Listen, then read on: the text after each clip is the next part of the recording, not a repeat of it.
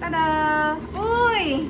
Ito ang wireless Wi-Fi repeater B na pwede daw ilagay sa mga dead spot, yung walang signal ng Wi-Fi. Tingnan mo. Ganito lang pala siya kaliit. Tingnan mo siya. Wow! So, meron na tong 6 na mga antena niya.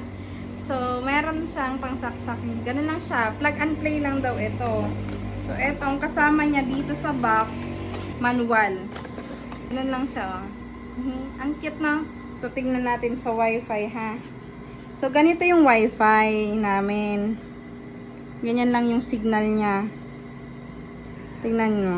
Full siya kapag dito siya sa loob. Nandyan lang siya. So, tara, labas tayo. Flash.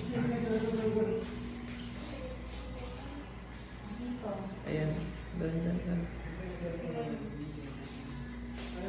Dito, tingnan mo. Pawala na siya ng pawala. Ditong space. Wala na. Hindi siya full. Dito. So, wala na tayong signal pagdating ditong part. Kaya ipa-plug na natin itong repeater. At i-follow lang din natin ang quick installation guide.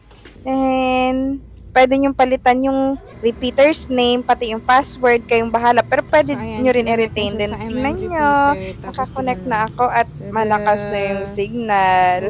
Mura lang yan sa Yellow Basket. Check out nyo na. Bye!